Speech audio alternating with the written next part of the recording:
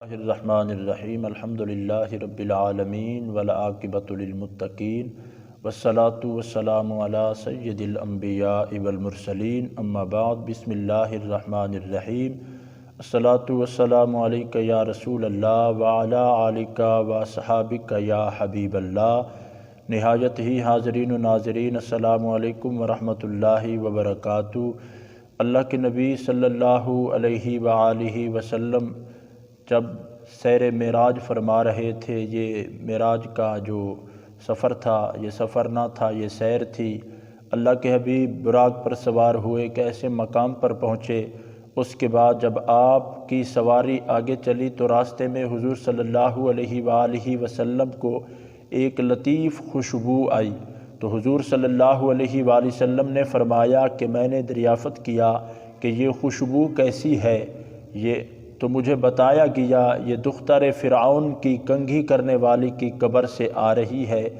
تو اس وجہ سے کہ ایک دن وہ فرعون کی لڑکی کے سر پر کنگھی کر رہی تھی، کہنے لگی تو وہ کنگھی گر گئی، چنانچہ انہوں نے کنگھی کو بسم اللہ الرحمن الرحیم پڑھ کے اٹھایا۔ فرعون کی لڑکی کہنے لگی میرے باپ کا نام اللہ ہے؟ کنگھی کرنے والی نے جواب دیا میرا وہ اللہ ہے جو سارے جہان کا، میرا تیرا بلکہ تیرے باپ کا بھی اللہ ہے۔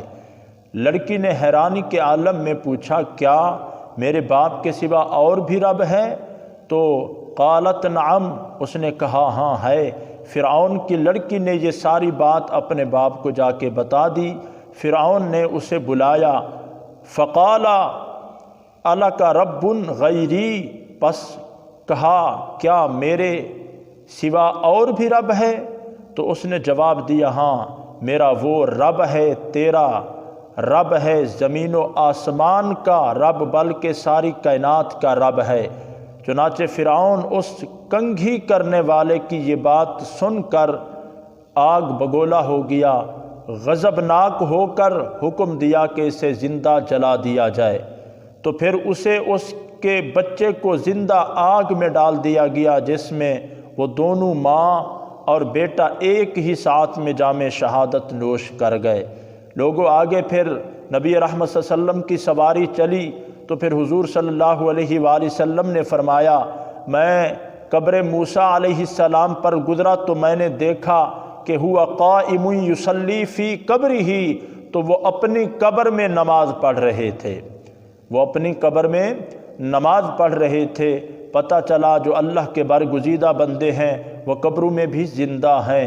تو آگے پھر نبی رحمت صلی اللہ علیہ وسلم کی سواری چلی، سید عالم صلی اللہ علیہ وسلم نے دیکھا ایک قوم کھیتی کرتی ہے، لیکن وہ کھیتی عجیب قسم کی کھیتی ہے، ادھر ہل چلایا ادھر کھیت پختہ ہو کر تیار ہو گیا اور کٹ کر غلہ کے ڈھیر لگ گئے۔ یہ عجیب واقعہ ملاحظہ کر کے اللہ کے حبیب صلی اللہ علیہ وآلہ وسلم نے پوچھا جبریل یہ کون لوگ ہیں، یہ کیا معاملہ ہے؟ تو جبریل امین نے عرض کی یا رسول اللہ صلی اللہ علیہ وسلم یہ وہ لوگ ہیں، یہ کھیتی کیسی ہے؟ تو جبریل امین نے عرض کیا یہ وہ لوگ ہیں جو راہ خدا میں خیرات کرتے ہیں، ان کے اجر و ثواب کی مثال ہے، جو کچھ انہوں نے خدا تعالیٰ کے رستے میں دیا تھا وہ بیج تخم بن کر آخرت کی زمین میں بویا گیا، اور جب اسے قبولیت اور رحمت کا پانی ملا تو اسے فوراً کھیتی کی طرح پھل لا کر تو اپنے مالکوں کو نفع پہنچایا۔ یہی سلسلہ یعنی کہ اسی طرح جاری رہے گا۔ پتہ چلا جو لوگ اللہ کی راہ میں سخاوت کرتے ہیں ان کے لیے بہت بڑا اجر ہے، بہت بڑا یعنی کہ ایک ثواب ہے۔